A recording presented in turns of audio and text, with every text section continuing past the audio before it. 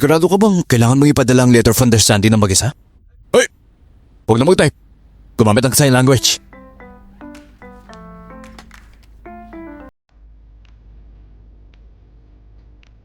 Mag-alam mo naman. Hindi ko nakita ng malilaw eh.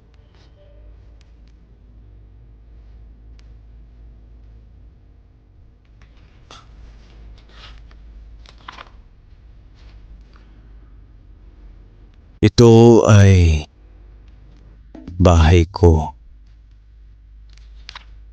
Gawaing bahay. Gawin mo nga ulit yung huling part.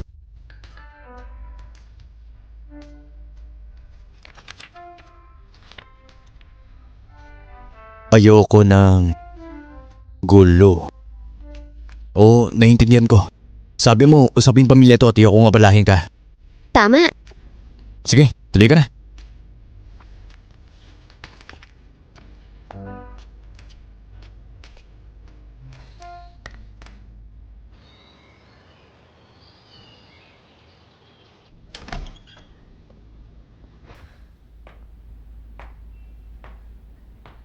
Nya, nandito ka.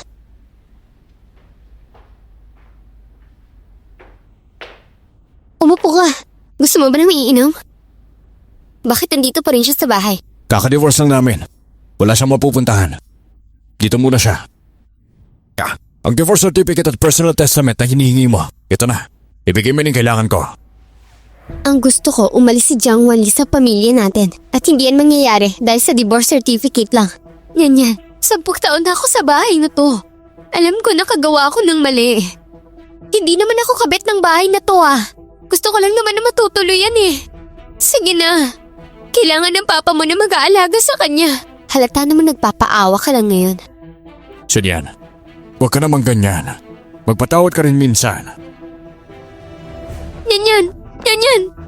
Please lang patawarin mo yung kapatid mo. Pwede mo ako sigawan o saktan. Anak ka rin naman ng tatay mo. Kung nabubuhay lang yung mama mo, malulungkot siya sa ginagawa mo ngayon.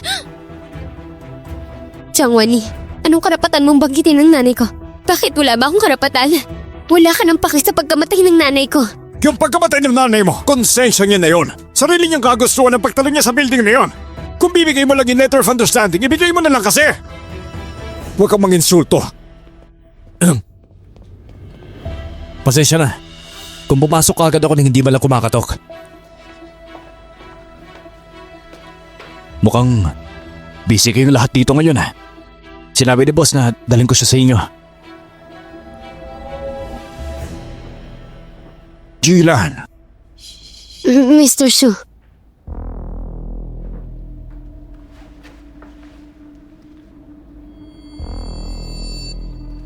Sister Lan, huwag ka matakot. Dahil pumayag ka pumunta, ibig sabihin na pag-isipan mo na mabuti. Ano yung nangyari nung namatay ang mama ko?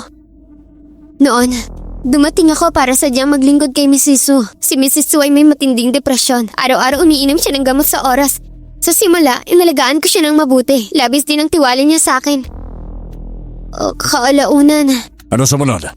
Maya-maya may isang tao ang nagbigay sa akin ng maraming pera para palihim kong palitan ng gamot. Noon, ang asawa ko. Ang daming utang. Naakit din ako sa pera. Pumayag ako sa bagay na yun. Pero wala akong sinaktan tao. Pinalitan ko lang ang tabletang bitamina. Namatay si Mrs. Su kalaunan dahil di na siya umiinom ng gamot sa depresyon. Lalong lumala. Sino ang tao nagbigay siya ng pera? Jiang Wanli, huwag ka masalitan kung ano-ano rito. Honey, kakampiyan ni Shuni yan. Huwag ka maniwala sa kanya. Sister Lan, totoo bang lahat ng sinabi mo? Meron akong ebidensya na binigay sa akin noon ni Jiang Wanli. Nakasulat kung kailan papalitan ng gamot at kung gaano katagal siya magbabayad. Sa palagay ko, nang inakala niya hindi magtatagal si Mrs. Su, ibinigay niya tong IOU nung naubos na yung pera. Ano mapapatunayan ni silang IOU na yan, ha? Sister Lan, matagal na kitang kilala. Binigyan kita ng pera. Pero honey, gusto ko lang na malaman ang kalagayan ng pamilya Su. Kaya ko lang naman ginawa yun dahil mahal kita. Honey, hindi ko talaga ginawa yung kasuklam-sukam na pagpapalit ng gamot. Maniwala ka sa akin. Ngayon, natigil na pagpapalit ng gamot. Kaya yung buong bagay na to, wala na dapat kahalagaan. Noon, Hindi ko alam. Ay oo, naalala ko na ng panahong yun. May isang babae na madalas tumawag kay Mrs. Su tuwing gabi. At sinisigaw siya nung nasa kabila. Tila iniinis si Mrs. Su. Dahil bawat sagot ni Mrs. Su, labis siyang nasasaktan, sobrang nahihirapan. Umalis ka! Huwag mo akong pilitin! Alam ko gusto mo mamatay ako. Sige. Tutulungan kita! Tandang-tanda ko. Ang huling mga numero ng kanyang telepono. 67890.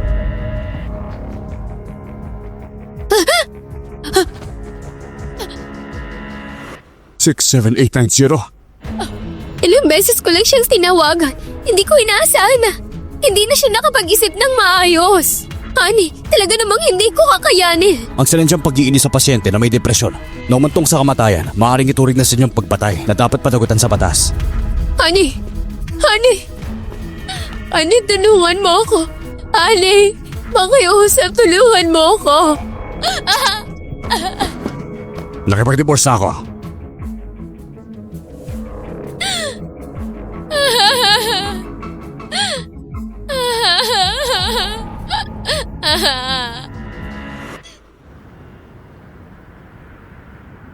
Miss Su, ay sa kasalukuyang ebidensya, hindi sapat ang makatulad si Miss Yang Wanli.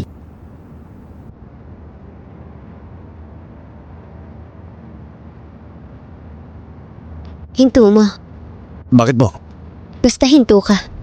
Okay po.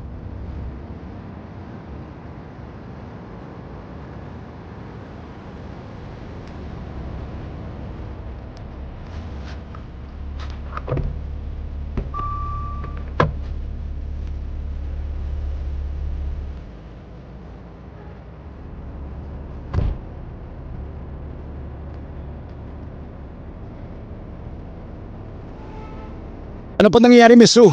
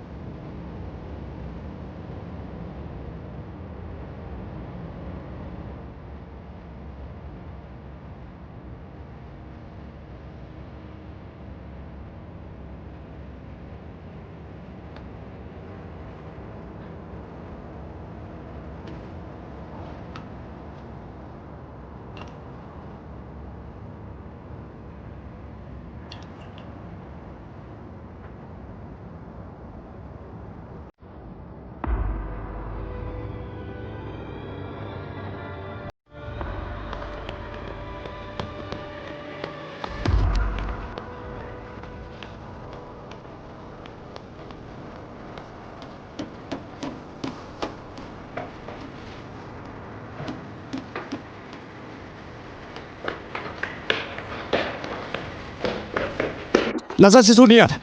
Nandito sa labas! Pakibuksan ang pinto! Hindi mo buksan ang kalak! Atras! Matis ka!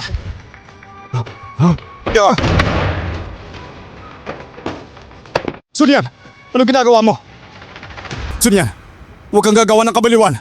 Kung may problema, ayusin ko! Sunian!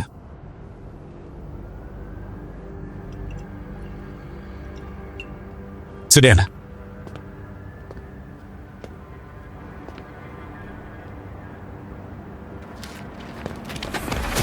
Sunian! Sunian, ako to! Sunian!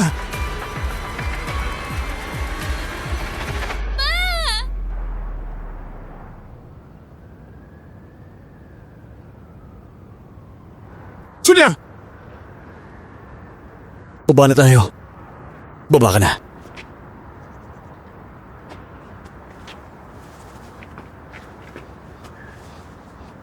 Yan, huwag ka nang iiyak.